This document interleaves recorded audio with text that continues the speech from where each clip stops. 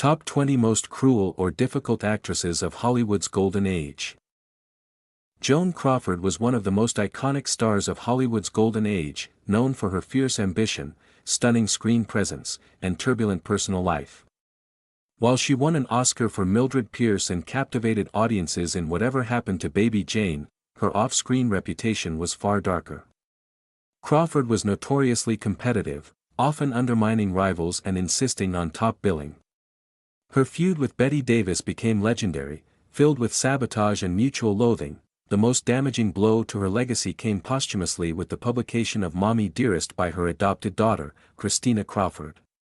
The memoir detailed horrific physical and emotional abuse, painting Joan as a cruel and obsessive perfectionist who valued image over love. Allegations included beatings, starvation punishments, and emotional manipulation. Crawford was also known to be cold and dismissive toward staff and co-stars.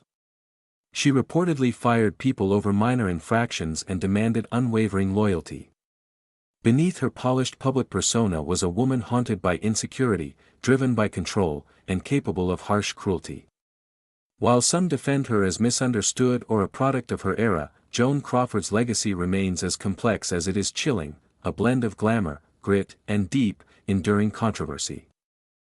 Bette Davis was one of Hollywood's most acclaimed actresses, known for her intense performances in films like All About Eve, Jezebel, and now, Voyager. With a career spanning decades and 2 Academy Awards, Davis was undeniably talented, but she was also famously difficult and often cruel, especially to those she saw as competition or beneath her. Her most infamous feud was with Joan Crawford, a rivalry marked by decades of insults, on-set sabotage, and bitter public exchanges. Davis openly mocked Crawford's acting ability and personal life, once quipping that she had slept with every male star at MGM, except Lassie. On the set of Whatever Happened to Baby Jane, Davis allegedly had a Coca-Cola machine installed just to spite Crawford, who was the widow of the Pepsi CEO. Beyond that feud, Davis was notoriously dismissive of less experienced actors and often clashed with directors, producers, and co-stars. She demanded complete control over her performances and wasn't afraid to belittle those who disagreed with her. Colleagues described her as combative, unrelenting, and, at times, downright mean. While her brilliance on screen remains undisputed, Bette Davis's off-screen persona was one of ruthlessness and pride, making her both a Hollywood legend and a feared presence in the industry. Katharine Hepburn was one of the most celebrated actresses of Hollywood's Golden Age, with a career marked by 4 Academy Awards and iconic roles in The Philadelphia Story, Bringing Up Baby, and Guess Who's Coming to Dinner. Known for her sharp wit, fierce independence, and disregard for Hollywood norms, Hepburn broke the mold of the traditional starlet. But behind her strong image was a woman often described as cold, aloof, and, at times, cruel. On set, Hepburn had little patience for incompetence or ego. She could be cutting with co-stars she disliked and was known to outright ignore those she found unworthy of her time. Many described her as arrogant and emotionally detached, rarely forming bonds with fellow actresses and often undermining others she saw as rivals. She famously clashed with directors and producers, demanding creative control and questioning authority, a bold move in a male-dominated industry, but one that earned her both respect and resentment. While some admired her confidence and intellect, others viewed her behavior as dismissive and condescending. Though a pioneer for strong women in film, Hepburn's uncompromising nature and lack of empathy toward peers gave her a reputation for cruelty beneath the cool, commanding exterior that made her a legend. Marlene Dietrich was a legendary figure of Hollywood's Golden Age, known for her sultry allure, gender-defying style, and unforgettable roles in films like The Blue Angel, Morocco, and Shanghai Express. With her smoky voice and cool elegance, she captivated audiences around the world.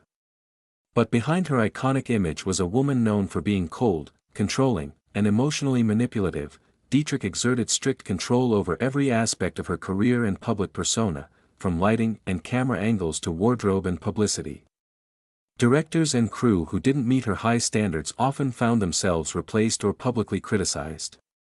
Co-stars described her as distant and unapproachable. And she rarely formed genuine friendships within the industry. In her personal life, Dietrich was equally complex. She engaged in a number of passionate affairs, with both men and women, but often treated lovers as disposable, manipulating their emotions while maintaining control. Even her daughter, Maria Riva, described her in memoirs as emotionally detached and demanding, maintaining the image of a perfect mother while prioritizing her career and vanity. Though undeniably talented and groundbreaking, Marlene Dietrich's legacy is tinged with the sharp edges of cruelty, masked by the glamour, power, and perfection she so fiercely protected. Tula Bankhead was a magnetic, rebellious figure in Hollywood's golden age, known for her sharp wit, theatrical presence, and bold performances in films like Lifeboat, 1944. A true original, Bankhead defied norms with her wild lifestyle, open bisexuality, and refusal to conform to Hollywood's expectations. But her off-screen behavior was as infamous as her on-screen talent, often veering into cruelty. Bankhead was known for her explosive temper, harsh tongue, and penchant for belittling others, including friends and co-stars. She could charm a room one moment and publicly humiliate someone the next. Directors and producers frequently struggled with her erratic behavior and diva-like demands. Her personal insults were often masked as humor, but they left lasting wounds. Even those close to her admitted she could be emotionally exhausting and unpredictably harsh. She also had a reputation for being manipulative, using people for attention or amusement, then casting them aside.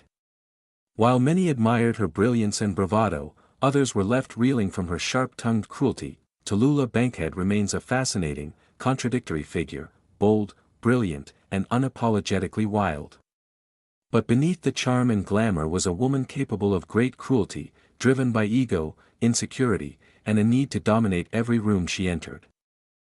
Joan Fontaine was a celebrated actress of Hollywood's golden age, best known for her roles in Rebecca, 1940, and Suspicion, 1941, for which she won an Academy Award. Graceful and poised on screen, Fontaine often portrayed vulnerable, refined women, but off-screen, her personality was far more complicated. She was widely regarded as cold, aloof, and ruthlessly competitive, especially when it came to her relationship with her sister, fellow actress Olivia de Havilland. The feud between the two sisters became one of Hollywood's most infamous rivalries. Fontaine and de Havilland were estranged for most of their adult lives, engaging in petty slights, public insults, and a bitter competition for roles and awards.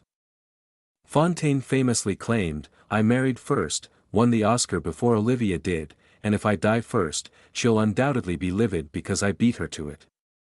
The quote, meant as a joke, only fueled public fascination with their mutual resentment. Joan was known for her icy demeanor on set and in social circles. While undeniably talented, many who worked with her described her as emotionally distant and difficult. Her elegance concealed a calculating edge, leaving a legacy as both a Hollywood star and a figure of cool, quiet cruelty. Olivia de Havilland, one of Hollywood's most respected actresses, gained fame for her roles in classics like Gone with the Wind and The Heiress. With 2 Academy Awards and a reputation for grace and intelligence, she projected the image of a refined, gentle star. However, behind the scenes, de Havilland was fiercely ambitious, calculating, and capable of long-held grudges, especially when it came to her famous feud with sister Joan Fontaine. The de Havilland-Fontaine rivalry was not just sibling tension, it was a lifelong Cold War marked by backhanded comments, personal betrayals, and bitter estrangement.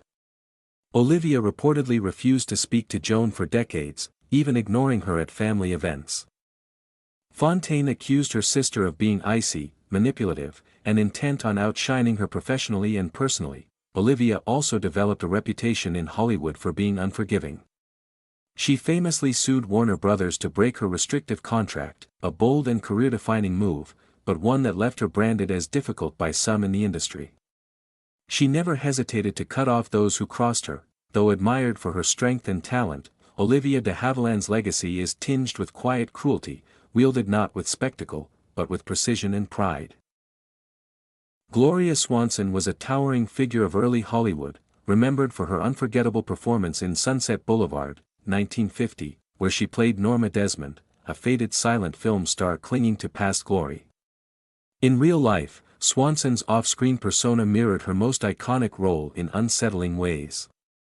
She was known for her intense ambition, diva-like demands, and a steely determination that sometimes crossed into cruelty, Swanson rose to fame in the silent era, quickly becoming one of the most powerful and highly paid actresses in the world. She carefully crafted her image, demanding total control over her films, wardrobe, and publicity. Colleagues often described her as imperious and difficult to work with, expecting perfection and discarding those who didn't meet her standards.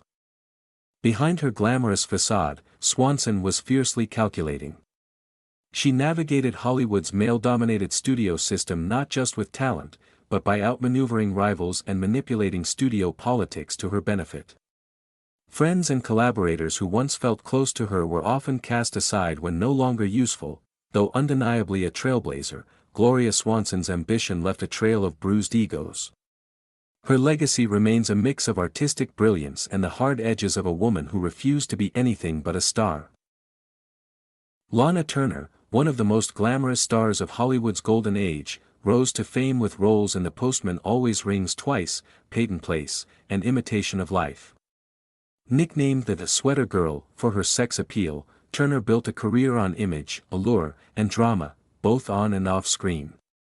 But beneath the polished exterior was a woman often described as emotionally distant, manipulative, and self-absorbed. Turner was known to use her beauty and charm to influence men, including powerful producers, directors, and lovers. Her personal life was filled with scandal, including 8 marriages and a notorious love affair with mobster Johnny Stompanato, who was fatally stabbed by Turner's teenage daughter. Cheryl Crane, in what was ruled justifiable homicide. Cheryl later accused her mother of being emotionally neglectful and controlling, claiming Lana cared more about her image than her child's well-being. Co-stars and staff found Turner demanding and temperamental. She could be icy toward rivals and dismissive of anyone who didn't serve her needs. While undeniably talented and charismatic, Lana Turner's life was marked by a pattern of cold self-interest, manipulation, and a desire to maintain her stardom, no matter the personal cost. Barbara Stanwyck was one of the most respected actresses of Hollywood's golden age, renowned for her roles in Double Indemnity, Stella Dallas, and Ball of Fire. With a career that spanned decades and included 4 Oscar nominations, Stanwyck earned a reputation as a consummate professional. But behind her poised screen presence was a woman known for her emotional detachment, unforgiving nature, and steely resolve. Stanwyck grew up in hardship, which shaped her fiercely independent personality. She was known to be cold and guarded, even with close friends and colleagues. Those who disappointed or betrayed her were often cut off completely, sometimes without warning or explanation. She rarely showed vulnerability, preferring control over sentimentality, and earned the nickname the Steel Magnolia in the industry. Though she avoided public scandal, insiders described her as capable of emotional cruelty, particularly toward people she felt had wronged her.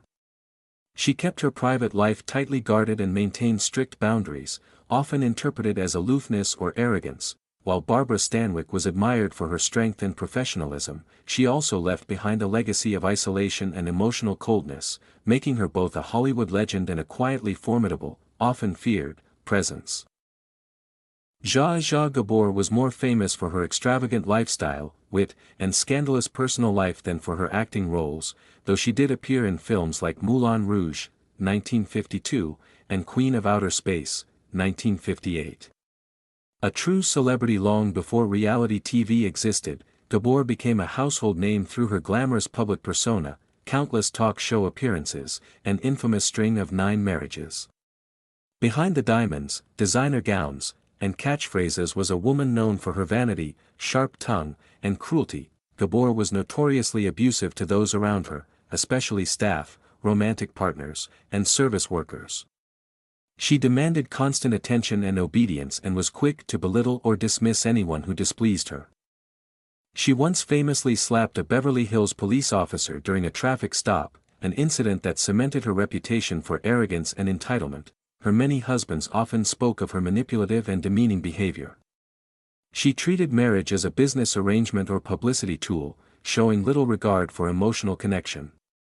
Behind closed doors, Gabor was described as temperamental, controlling, and verbally abusive. Though often seen as a campy, over-the-top diva, Zsa Zsa Gabor's charm came with a cruel streak. one that left many in her orbit hurt, humiliated, or discarded.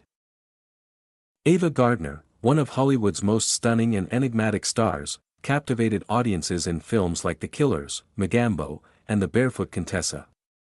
Known for her sultry beauty and magnetic presence, Gardner was also infamous for her fiery temper, wild lifestyle, and cruel treatment of those closest to her. Off-screen, Gardner had a reputation for being emotionally volatile and difficult, especially in her romantic relationships. Her marriages, to Mickey Rooney, Artie Shaw, and Frank Sinatra, were stormy and often toxic.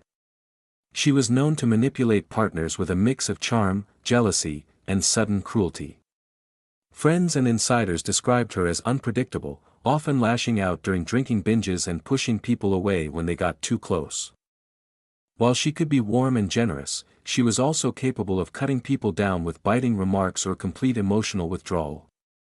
She frequently used her allure to control situations, and her refusal to compromise often left chaos in her wake. Despite her talent and charisma, Ava Gardner's personal life was marked by instability, reckless behavior, and a streak of cruelty that hurt those who loved her most. She remains a symbol of old Hollywood glamour, fierce, fascinating, and deeply flawed. Miriam Hopkins was a talented and versatile actress of Hollywood's golden age, known for her roles in Trouble in Paradise, Dr. Jekyll and Mr. Hyde, and The Heiress. Though often praised for her sophisticated charm and strong performances, Hopkins had a reputation in the industry for being one of the most difficult, and, at times, cruel, actresses to work with. She was fiercely competitive, especially with other actresses, and her rivalry with Bette Davis became the stuff of legend. The two clashed during the filming of Old Acquaintance, 1943, both on and off the set. Davis later said Hopkins was a scene stealer who constantly tried to upstage her, prompting Davis to physically shake her in a climactic scene, something Davis claimed was entirely intentional. Hopkins was also known for undermining co-stars by demanding rewrites, camera angle changes, and extra takes to highlight herself. Directors and fellow actors described her as manipulative, jealous, and prone to emotional outbursts when she didn't get her way. Her need for control and attention often came at the expense of colleagues, many of whom left projects with bruised egos. Though talented and intelligent, Miriam Hopkins's legacy includes a trail of bitter rivalries and well-earned accusations of cruelty.